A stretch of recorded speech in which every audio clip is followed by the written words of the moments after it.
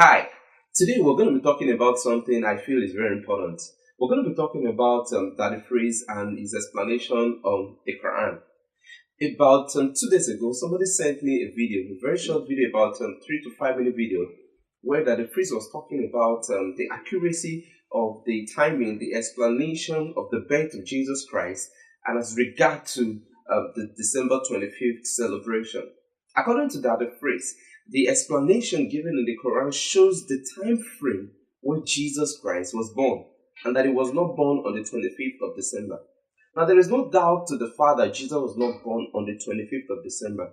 So the focus of this video is not going to be about Jesus being born on the 25th of December or not, because he wasn't even born on that day.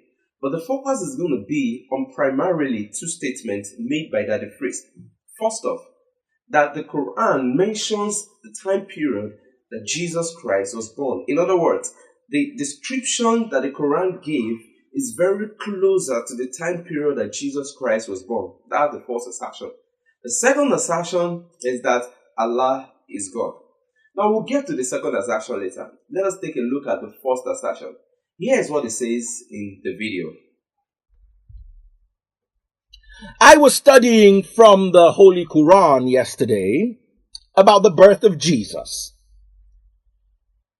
And I don't know who has studied the Holy Quran. I know one of my followers, Hayere, really is. He's studied more than I have. I'm not a Quranic scholar in any way or form. I think I like what Daddy Freeze says there. That is not a Quranic scholar. So people don't take his word for it. When I mean people don't take his word for it, it says he's not an authority. He's not a scholar means that he's not an authority on this matter. I think that's a very important thing to note, because this will be very important as we go along the video. So let's continue. I just try to read sometimes so I can be enlightened. I'm a born-again Christian preacher, but I acknowledge the Quran. There's a lot of wisdom in that book and a lot of inspiration. Don't listen to what they are telling you. And I'll show you some of the wisdom today. Don't listen to what they are telling you.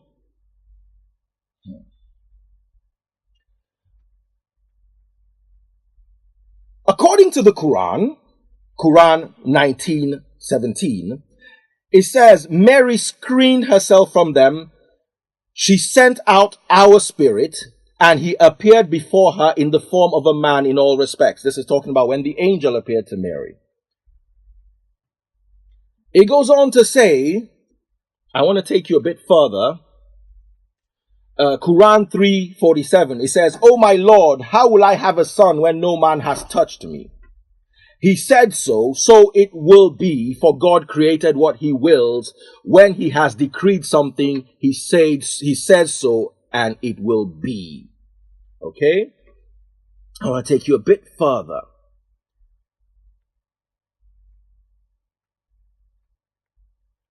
If you read Quran 19:24, it says, Grieve not, your Lord has provided you a stream of clear water under you. And shake the trunk of a palm tree towards you, it will let fall fresh dates upon you. Now, this is the story of Mary from the Quran.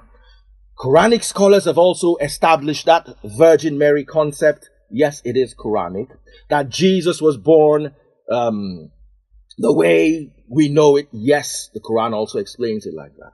But you see, the Quran, in this particular verse, says Mary was under a tree, a date palm tree.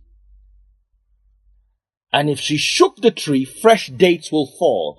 Dates ripen between the end of August, September and October, and into a little bit of November.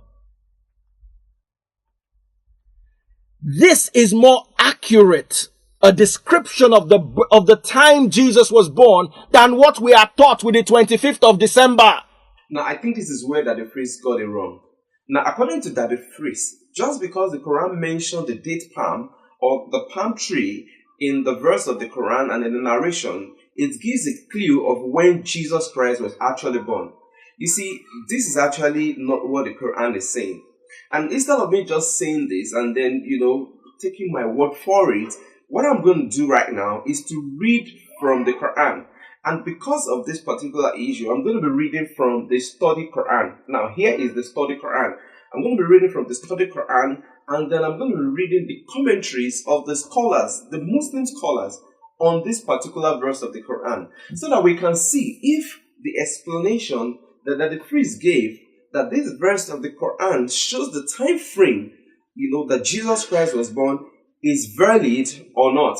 Please note, I'm reading from the Study Quran, and I'm also going to be reading the commentary. Why am I reading from the Study Quran? Because this is an academic work made by Muslims. The Study Quran has commentaries of the Sunni, the Shia, and the Sufi. So it's like you have these three, sets, and then you have their commentary on the Quran. So I'm going to be reading this commentary so you see what the Islamic scholars have to say about this matter. And since that the priest says is not an Islamic scholar and is not an authority, let us see what the authority has to say concerning this verse. Quran chapter 19 verse 23. And the pangs of childbirth drove her to the truck of a dim palm. She said, would that I had died before this, and was a thing forgotten, utterly forgotten. Now, this verse of the Quran is talking about the dim palm that, Mary actually went to when she wanted to give birth to Jesus. But here's what the comment says concerning this particular verse of the Quran. The date palm to which Mary is driven, seeking both refuge from the sight of others and strength by leaning on clicking to the tree for support.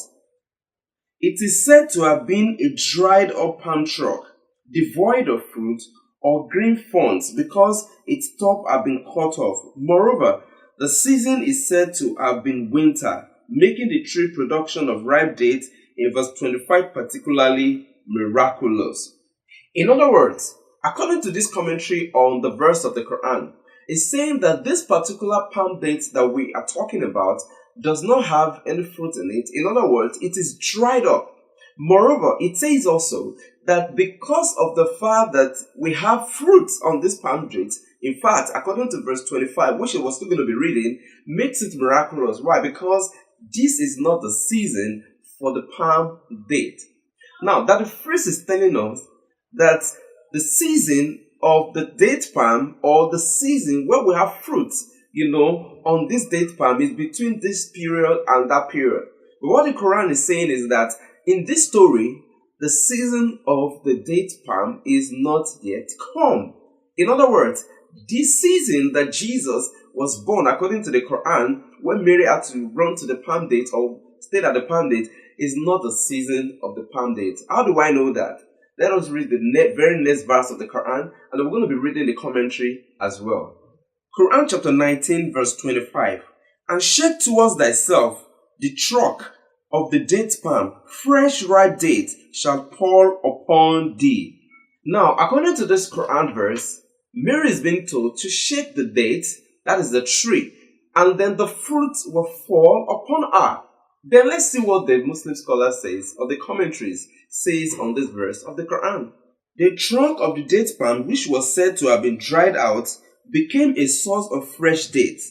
The miracle of fresh, ripe dates falling from a dry out tree symbolically represent the miracle of the birth of John from this old and formerly barren woman.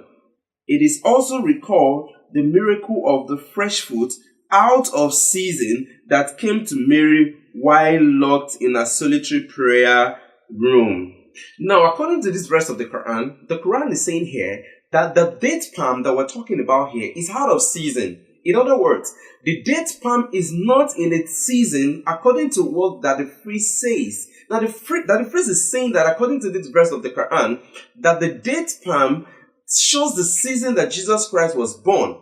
Actually, the verse of the Quran and the commentary therewith shows us that this date palm is actually out of season. So it does not tally with what that the priest says. In other words, the argument that the priest on this verse of the Quran falls like a pack of cards. In other words, this argument holds no water. Now, I can understand the reason why he made this argument. I can understand that he wants to support, all the things that I've been saying against the Christmas and celebration and all of that. But going into the Quran to look for credence to what you're trying to antagonize does not help in this matter. As we have seen, that the season that the Quran is talking about of the date palm is not the season that Daddy Freeze is talking about. Now let's continue in the video.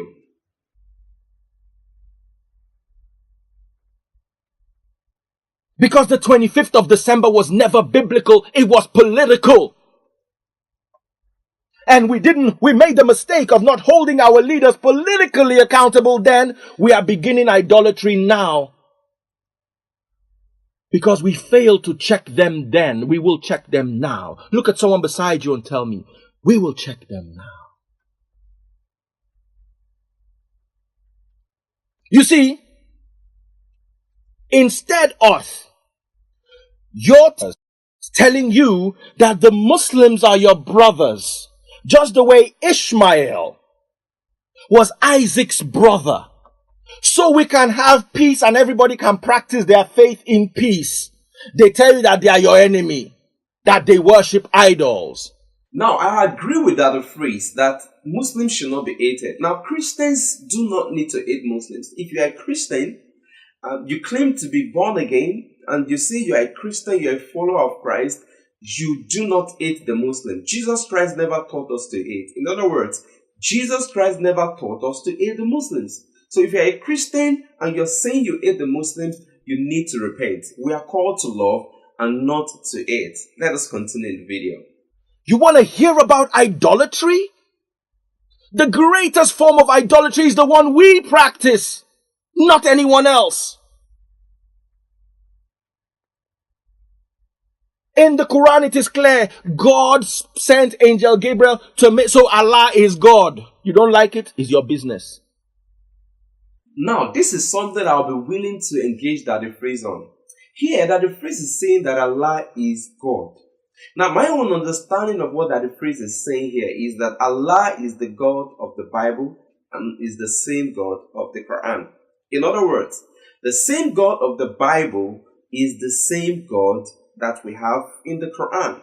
Now, if what I'm saying, or if my understanding of what Daddy Freeze is saying is wrong, I would appreciate that Daddy Freeze give a response by saying, no, Korede, I'm not saying that the God of the Bible is the same God of the Quran. No. Please, I would appreciate Daddy Freeze to respond and correct me on that. But just in case, if Daddy Freeze is saying that Allah is the God of the Bible and is still the same God of the Quran, I would like to engage him in a public dialogue on that topic. That is Allah the same God of the Bible and in the Quran? And if Daddy Freeze is not convenient to to talk about this in the public, I would also prefer, or let me say, I can also do this with him on air. We can talk about this on air if it's going to be more convenient, about this topic of discussion. We can discuss it on the TV. We can talk about it on the radio, and then we can learn from one another. But before we go on to talking about this issue and all of that, I want to show Daddy Freeze something from the Quran concerning Allah being the God of the Bible and the God of the Quran. Now, Daddy Freeze says he's a born-again Christian. And as a born-again Christian, I believe that Daddy Freeze believed that God is his father. I believe that Daddy Freeze would pray to God and say, Father, and all of that. But is Daddy Freeze aware that according to the Quran, Allah is not a father to anyone, not even to the Muslims? Now, to make this easier for Daddy Freeze, I'm going to be quoting from the Quran. And this time around, I'm going to be quoting from this translation of the Quran, the Noble Quran, translated by Muhammad Mohsin Khan. And then we're going to be reading from Surah Al-Ikhlas. That's in Quran chapter 112. And then we're going to see what it says concerning calling God a father, or concerning being the son of God. Let's read what the Quran says. Quran chapter 112, verse 1 to 4. Say, O Muhammad, is Allah the one? Allah Samad, that is Allah the self-sufficient master. Verse 3. He begot not, nor was he begotten. Verse 4. And there is none who equal or comparable to him. Now we see according to this verse of the Quran that Allah begot not, neither is he begotten. In other words, Allah does not have a son. Allah cannot be called a father. Allah cannot be referred to as a father. Now, if Daddy Freeze is saying that Allah is God, and he has the understanding that Allah is the God of the Bible and the same God of the Quran, and the Quran here is saying that Allah is not a father and cannot be called a father, then what is Daddy Freeze talking about? What is he talking about? John chapter 3 verse 16 says, "For God so loved the world that he gave his only begotten Son, Jesus Christ." That verse is saying that God has a son. In other words, Jesus is the Son of God. We as Christians, according to John chapter 1, from verse 12 to 14, it says that we are children of God. We can call God Father. But according to the Quran, Surah Al-Ikhlas, Quran chapter 112, it says that God does not have a son. In other words, God cannot be called the Father. So that the phrase, the Allah that you're saying is God, cannot be called the Father. And if Allah is God and is your own God, then do you call him Father? If you're a friend or a follower of Daddy Freeze, please do pass this video to him. I'd love to hear a response. And if he's willing to engage me in a dialogue on the topic, is Allah the God of the Bible and the Quran, I will be willing to accept that dialogue, and then we can trash the issue out. Thank you very much, and God bless you.